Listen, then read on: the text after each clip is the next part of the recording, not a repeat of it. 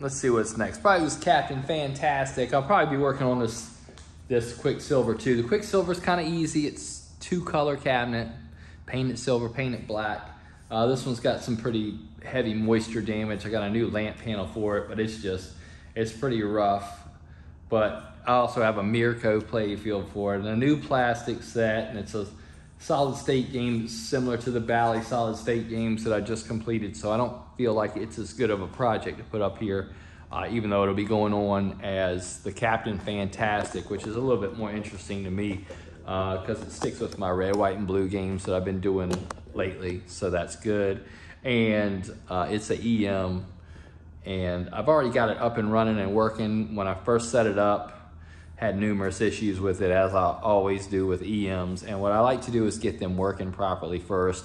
The issues were simple with it. I'll go over what they were, and I will further correct them when I do the actual restoration. But just to get it working, I had to mess with the player unit because it kept being stuck on player 2. And so no matter, even if you were on player 1, it would score on player 2. And what that was is just the wipers on the player unit.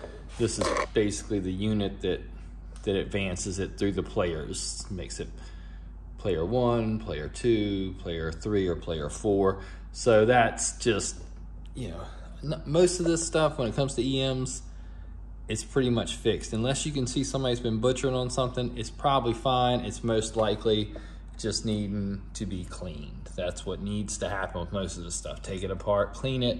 And so I haven't done that yet, but I kind of fussed around with it enough to make sure that the wipers were making a good contact and it starts to advance through the players. Yeah, so-so. I mean, it's not too reliable, but I know where the fault lies. It's right here. Got it working marginally well, and I'll address that fully during the process. And another thing is, it wasn't scoring 10s or 100s. And that turned out to be just a broken wire coming off of the chain of events that leads from the thousands solenoid, I'll say, to the hundreds to the 10. It was broken off of the thousands, and then so it wasn't carrying over. That lug wasn't carrying through daisy chaining as it should be to the hundreds and the 10s. It was real hard to spot because this is kind of tucked away like this in a way that you just don't see it that well.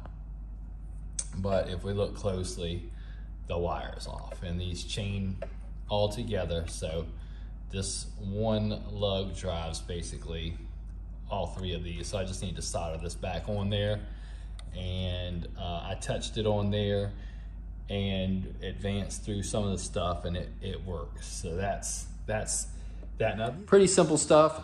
I get when I see that stuff, I kind of rig it and get it all working, and then I can say, okay, this works, and then I know what to focus on. Because when I do EMs, I don't do a whole lot of EMs, but I only do them when I need to do them, when people send them to me. So my exposure is just that.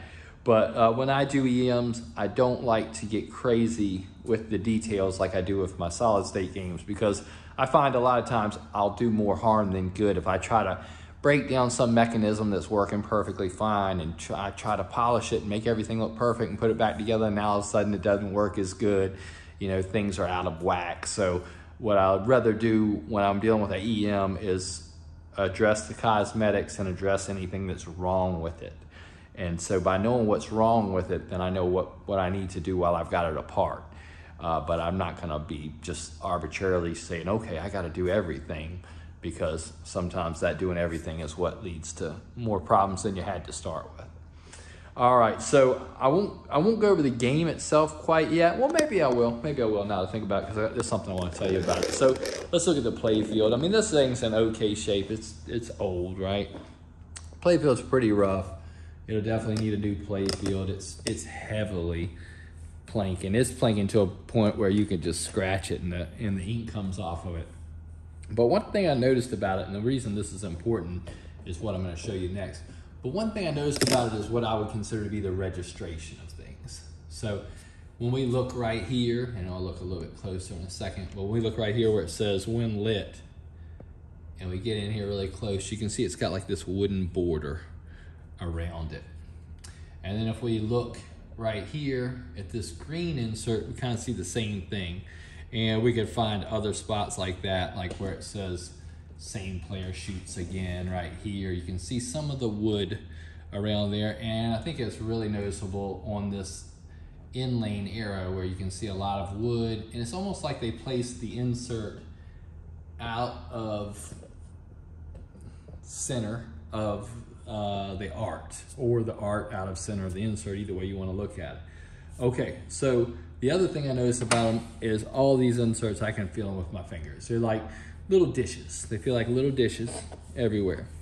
So that's what we have to work with there as far as the original. Now the reason that's important is because when we come over here to these other two playfields, we have two choices of playfields for this.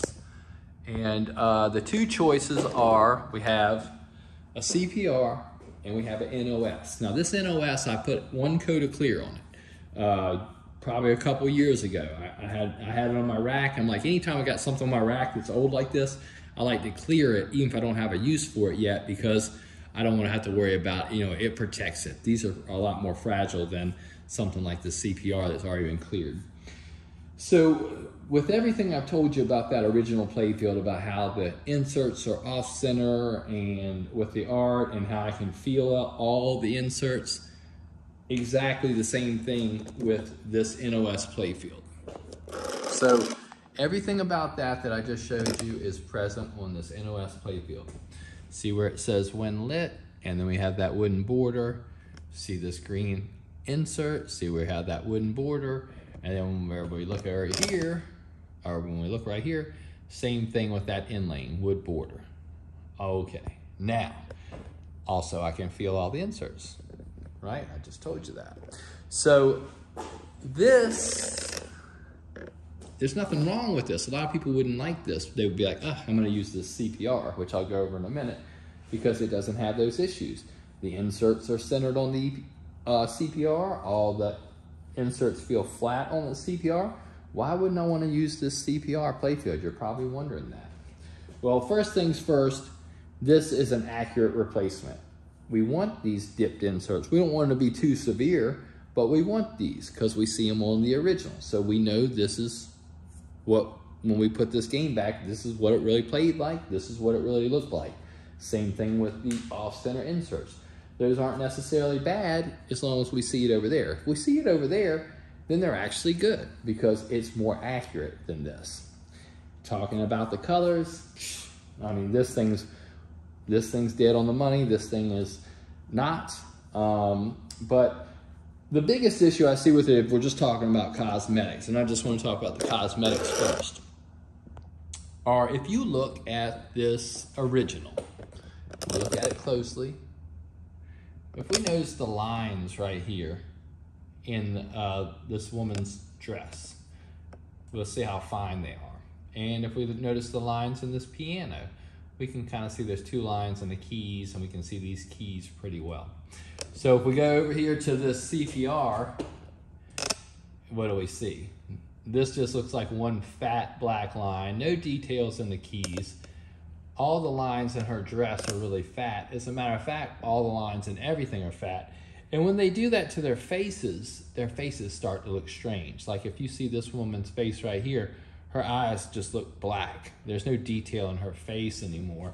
Whereas if we look at this original, you know, her face is much more clear. We can make out her eyelashes, her, you know, details in her face, details in her lips. So that's kind of what this whole CPR playfield is over here. It is just like a big blob of color and black lines. It loses a lot of its character of being done that way. And so that's the process that they go through, though. You know, they have the digital printing and recreation, and some of them transfer better than others. I just did that Globetrotters. That Globetrotters playfield was great, so I'm not really down on CPR, but I have to evaluate each thing that I get on a case-by-case basis. So that case this time around is I have both options, and which option's better, NOS or CPR?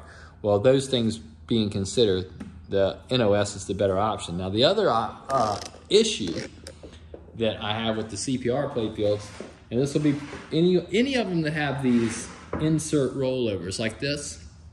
Now, and unfortunately, Captain Fantastic's got 8. these are a nightmare. On a CPR playfield, this is terrible. They're already ruined. I can promise you they already don't work right. And what it takes to correct it, oftentimes you wind up ruining the insert trying to fix it. Because you gotta file it out, and you keep filing it and sand it and file it and sand it, and then the clear starts chipping off of it. And then if you file it too much, you break through the plastic on the insert itself. Now the button won't sit in there right. It's a nightmare. I don't like what they're doing with these. They need to fix this. They've known this for over 10 years and they haven't addressed it yet. Not that I know of. And they really need to, because these playfields, as a man who's installed many of these playfields and dealt with this, these playfields are pretty much worthless. They're just pretty to look at. That's all you're getting when you get one of these that has a lot of these insert rollovers. Now, if you get a game like Centaur, Fathom, or some others where it's just a couple, yeah, you can deal with it. But if you start getting these games where you got 8 of these to deal with, there ain't no way in the world that you're gonna get through 8 of these inserts and not have any oh shit moments or problems. You're going to. I'm not gonna have that with this original, because even though I've cleared it once, I won't over clear it. So what I'll do is I'll sand this and I'll take these off every time I clear it until I put the final clear on it, and then I'll clear it for the final time. And that'll guarantee that the actuation of the insert button that goes down in there is correct and it doesn't get hung up. I mean, if you got a game with 8 of these are important. I mean, they got to work right. So that's why I'm gonna deal with this NOS playfield for this project instead of that CPR. And as usual, I've wasted my money over there, I guess, but that's how that goes. I'm not gonna try to correct the key lines. I could, I promise you. If anybody can do it, it's me. I know how to paint shit, I know how to do shit, but I don't want to. I just want it to look error correct, and I want it to play and feel error correct. And that means inserts that have slight dips, I can fill these in, I can show you how. But I'd rather have inserts that have slight dips like they should, as long as they're not severe. I don't mind a little bit of wood border showing. I want this thing to look like that one looks. That's what I want it to look like, but better. So that's what we'll do. So this will be what we deal with. So one of the first things I gotta get out ahead of on this project is the cabinet. I have a new cabinet for it, but I can promise you it's probably not built all the way. So I'll have some assembly about it, and it may or may not be accurate. I'll have to check it for accuracy. So that'll be the first thing I do. Okay, let me get this playfield out of the way. I'm not gonna take anything off here. I'm just gonna take it and lean it up against the wall or something for right now. I took the apron off of it because that's usually part of the painting process. I'll need it.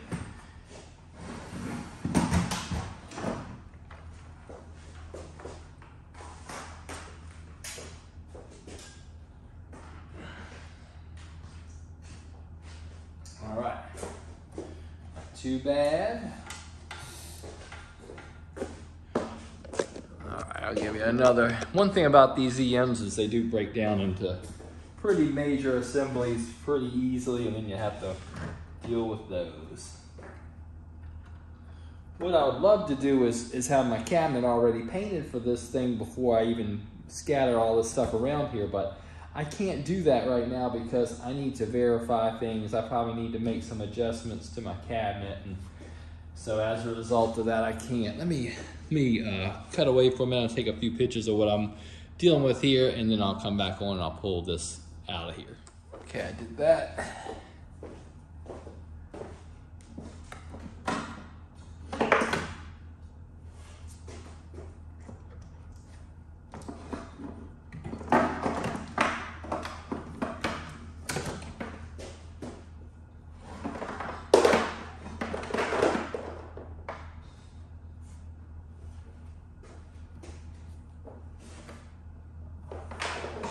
Cord out and see if I want to reuse it or not. Yeah, no. I'll just cut this one off of here.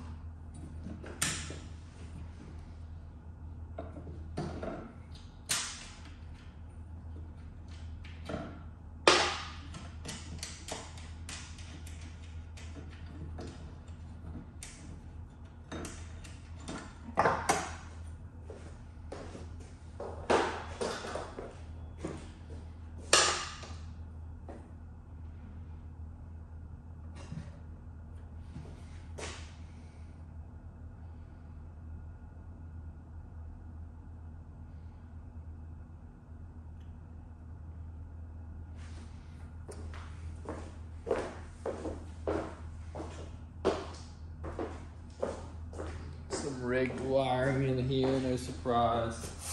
Looks like pretty simple stuff. Power switch. Somebody probably didn't have the right kind of power switch and just did whatever.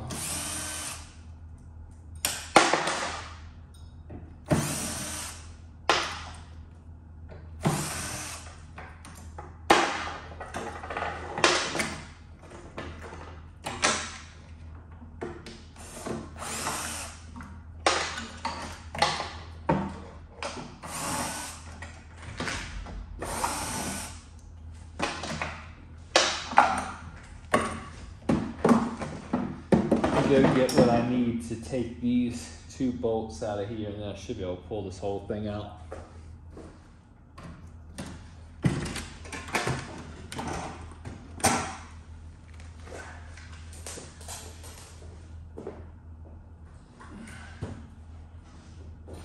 All right, no problem there. And like I was talking about in some other videos of my other projects, that's what these cross braces are really for. Now, I will tell you in advance that the cabinet I had built, I do not have these T-nuts in here, this blocking. What I plan on doing, and I do this with all my EMs when I have a new cabinet for it, because I don't want this complication of this in there. What I'll do is I'll wood screw through the panel into the cross braces, and I'll make sure everything's shored up that way, and I won't have these big bolts and T-nuts holding it down. So I already kind of know that going into it.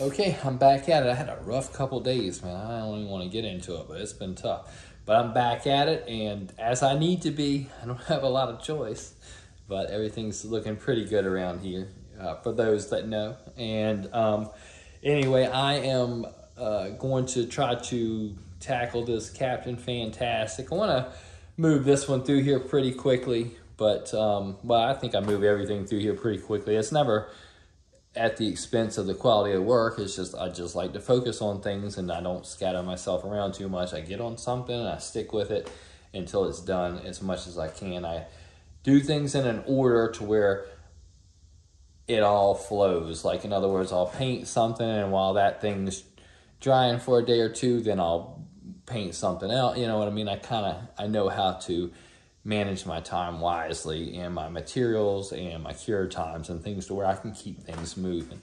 So the Captain Fantastic, I broke down the game into basically just major components right now. I haven't really broken it down that far. You know, I took out a couple major assemblies, and that gutted the cabinet, and I needed to gut the cabinet so I could, or I needed to gut the cabinet so I could use it for reference or reuse parts of it, or just whatever I need to do. So we'll go over all that. So I'm going to reuse the original head. The complexity of the head, I know it doesn't look that complicated, but the complexity of the head is something that always comes back to haunt me when I try to use new heads. So I don't mind using new heads. I do it all the time. I got a warehouse full of them. But if I can avoid it, or if it makes sense to avoid it, then I do, because it's hard to put into words unless you've experienced the luxury of having something where you know the glass fits and all the holes are in there for all the slides and the mechanisms and all the things that activate, especially on an EM where you got a lot of moving parts for that back glass to go in and out. They got 2 slides in the back, and there's, lock, and, there's a lot there. So I don't want to use a new head if I can avoid it. So I do have a new head for it, but I compared the two, and I could see the amount of work it was going to take to utilize the new head, and that amount of work is far greater than the amount of work that it would take to reuse the old one. So I'm going to reuse the old one. Now the lower is a different story. I mean, pretty basic. It's identical. I've mapped it out. I've checked it out. The only thing I'll have to do a little bit different on this lower is I'll attach the, I'll just call it the EM mechanism that goes in the bottom. That would be like all the relays and the score reel and the transformer panel. I will attach that to the floor differently than they do in the original, but it will look identical. But that'll be the only trade-off there. So lower's good. I'm gonna try to reuse this apron, repaint this apron, I should say. I'm gonna reuse it regardless, but I'm gonna try to avoid decaling it. So we got that. On these EMs, you have this extra metal panel, so I'm gonna refinish that. I'm gonna paint that to match the cabinet, and I may put some art on there, but I like that look when I'm done. I like for it to look like it's the same color and part of the cabinet, not a big metal panel. I just don't like that. Even if you plate it or polish it or whatever, it just doesn't quite suit my taste personally. All right, so that's where things are at. First thing I got to do is probably, I think my biggest need is to repair this original head, then prep the lower. We'll get that stuff in primer. We'll prep this bare metal. It's a little bit of a process there. We'll prep this bare metal too, and we'll get everything in primer. I'm not going to paint this just like it was. I'm definitely going to use pearl. A couple things I can already tell you I think I'm going to do. I'll tell you a couple of different approaches I think I may take, and I'm not sure which one I'm going to take first. First things first, without a doubt, I'm going to paint this thing pearl white. I've been using pearl white on my last couple builds. I did on the Custom Kiss. I did it on that recently completed Globetrotters, and I absolutely had it in mind all along for this Captain Fantastic. As a matter of fact, that's kind of where that all started. I already knew I wanted to do that on here. It's not a real loud pearl white, and what I mean by that is you almost got to see it in the right light to even know it's pearl white, but it is. So definitely going to do pearl white on it. Now, this era Bally has these little spitting things all over. You can see me do that in, well, probably a lot of projects I've put up here, but most recently I can think of is the Spirit, you know, where you spit all the little specks all over it. I can do that in about 5 minutes. It's very easy, maybe even less. But so it's not an amount of work or a materials issue, but I'll tell you why they did this. They spit all this stuff on here to hide flaws. It busies it up enough to where you can't see the flaws in it. And it was just a tactic that they used at the cabinet building or cabinet refinishing portion of these companies to where, you know, they weren't worried about if this thing had a heavy grain or not or whatever it might be. It kind of disguises it. Because these weren't really a cosmetic endeavor for the most part. They just wanted people to look at it and say, oh, that looks like fun, I want to play it.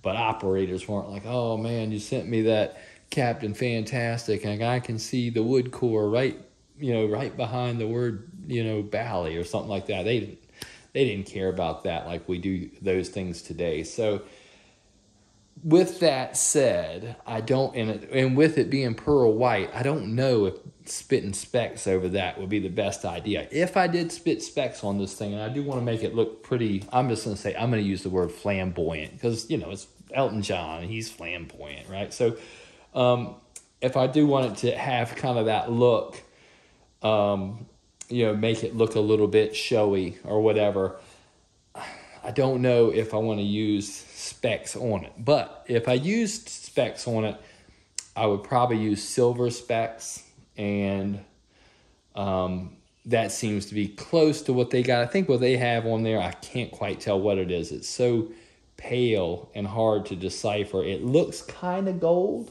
but it's hard to say. It's old. But I think I would go with silver specs on top of that pearl white. It's a gold-based pearl white, and I don't want to go gold because it's going to have stainless steel trim. So here's what I'm thinking. I'll just tell you what I'm thinking, and I don't know if I'll do this or not. I'm thinking that I'm going to go pearl white, either no specs at all or silver specs.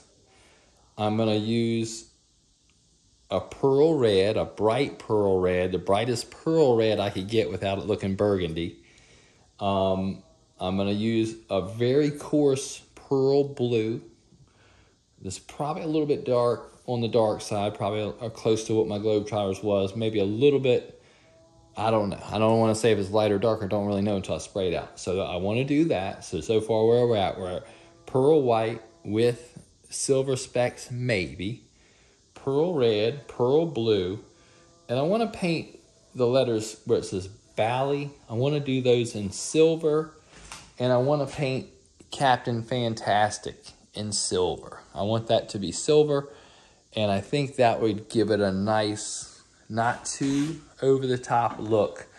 I want these to look almost like signs, right? Like, okay, it says, the sign says Bally, the sign says Captain Fantastic, and I'm just talking through my thought process. That's all I'm doing here. And so that's what I want to do. I want to paint Captain Fantastic in silver and Bally in silver. I don't need to put any silver on the front because the coin door is going to be silver. Side rails will probably help pick up some of that silver. And what that will do is this will give this a very original but better than original look, I think, when it's done. And make it pop a little bit, but not, you know, it's not a reinvention. It's not a mural. It's not a really loud color change. It's just an enhancement is what I guess I'm trying to do. All right, well, let me get to it. I'll get set up.